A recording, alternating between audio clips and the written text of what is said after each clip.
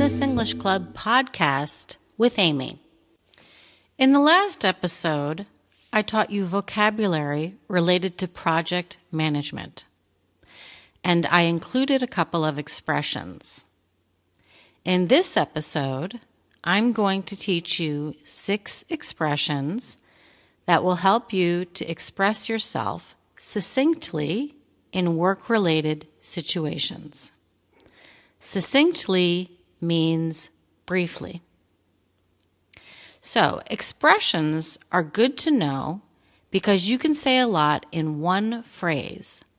And sometimes people find them easier to remember and say, since they don't have to worry about conjugation after they learn the phrase. Also, sometimes they contain concepts that you don't have to explain because the concept is within the expression. People can understand the concept easily since most people will know the expression.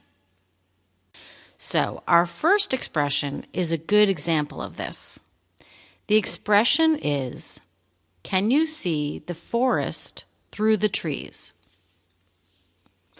There are a few ways to phrase this, but let's look at the meaning first. If you are looking so closely at what is right in front of you, such as trees, then you don't see everything else, or the forest that is behind the trees. In other words, you are missing the big picture. So, someone might say, "We are concentrating so much on the advertising of our product that I think we aren't seeing the forest through the trees. I think we should go over our vision for how this product will be used in the world." In other words, the speaker is saying, let's stop focusing on the details and remember our main goal. Someone might use it this way when discussing problems at work. For example, "We must look at the forest through the trees and not put all our focus on a few minor problems while forgetting the bigger problems that we need to solve." Remember, you can just say the phrase as a response, and you don't have to do any extra explaining, as I did in the examples. Although sometimes you might want to so that you're completely clear. For example, if someone says, "Do you think we should have a meeting on the problems happening so far with the project?" You might respond, "No, I want to make sure we can see the forest through the trees." The phrase on its own allows someone to understand partially what you're saying, and who knows, maybe they will know exactly what you're saying. But if you say it like this, "No, I want to make sure we can see the forest through the trees. I don't think it's important right now," then the listener understands completely. The next expression we're learning today is up in the air. If something is up in the air, that means it is undefined, unresolved, not fully known, or settled. For example, someone might say, "Are we going to get new computers or not?" in reference to a previous discussion that employees may be getting new computers. A person could respond, "It's up in the air. They still haven't decided whether they can afford to give us all new computers." The decision, or whether it is actually happening, is up in the air, or not known, or not defined. Here's another example.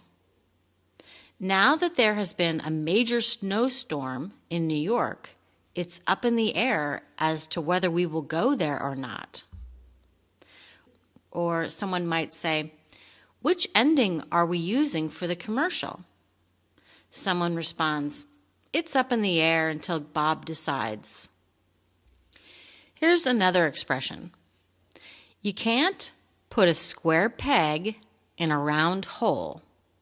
Or, you can't put a round peg in a square hole. People use this expression both ways. So, what does it mean? Well, you know those wooden boards that children play with that have cutouts of shapes like circles, triangles, and squares? Well, the objects that they are supposed to put in them are sometimes called pegs, and they are in the shape of triangles, circles, and squares. Have you ever tried to put a square peg into a circular or a round hole? It doesn't work. So this expression is useful when you are trying to explain the futility of trying something that would never work because it is impossible. For example, let's say a client hates advertisements with celebrities in them. If someone suggests that a celebrity be put in an advertisement, then someone might say, "That's like putting a square peg in a round hole. It's just not going to work because the client hates seeing celebrities in ads." It's also used to describe an individualist who can't fit in a certain part of society, such as, "Bob isn't sociable enough to be in sales. He's like a round peg in a square hole." So basically, it's a good way to describe when people or things just don't fit with other people or things. Another expression is, "We have bigger fish to fry." This one is pretty easy to remember and say. We use it like this. Someone might say, "Hey, should we call those 2 representatives from that company and try to have lunch with them?" Someone else might say, "No, we've got bigger fish to fry. Let's try to have lunch with the head of a huge company." So we use the expression when we want to do something that we feel will have a greater impact on what we are trying to do. We can use it personally, such as when someone doesn't invite us to do something. We might say, "Well, I've got bigger fish to fry," to make ourselves feel better.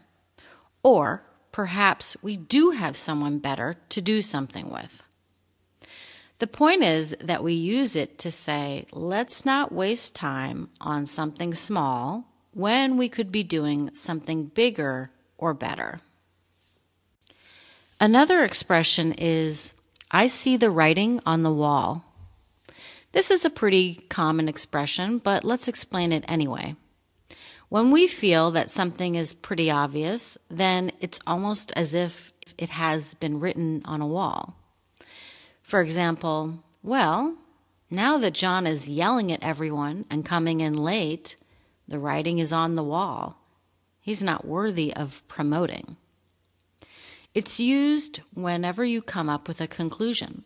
For example, "I was going to move to the city because it's closer to my job, but ever since crime started increasing in the city, well, I think the writing is on the wall. The city isn't the place to live." Another easy expression is, "That isn't going to fly." It simply means that something isn't going to work. We can use it like this. "I was going to tell my boss that I was late because the train was late, but I realized that wasn't going to fly when someone told me that the trains weren't even running." Here's another example. Someone says, "What do you think of this picture for our advertising campaign?" Someone might respond, "It'll never fly. No one likes pictures of rats." This expression is a very matter-of-fact way of stating something. it probably won't give rise to any negative emotions. In other words, it's pretty non-confrontational. So if someone asks your opinion on whether something will work or not, this is a good statement that won't raise anyone's blood pressure. But remember that it's pretty informal. I wouldn't recommend putting this phrase in a speech or stating it in a formal meeting. It would be better to just say it won't work. However, in more informal meetings and conversations, it's acceptable. Also, when we agree that something is going to work, we don't usually say, I think it's going to fly, or it's going to fly. Although the phrase makes sense in the positive and has probably been used in this way by some, it's more commonly used in the negative. So that's it for the expressions today. Let's review them. We learned up in the air. You can't put a square peg in a round hole. Can you see the forest through the trees? We have bigger fish to fry. I see the writing on the wall, and that isn't going to fly. For a transcript, go to our website at www.businessenglishclub.com. Reading along while you listen is the best way to practice your English. Don't forget to take a look at our courses. They will definitely put you on the road to fluency. Good luck with your studying, and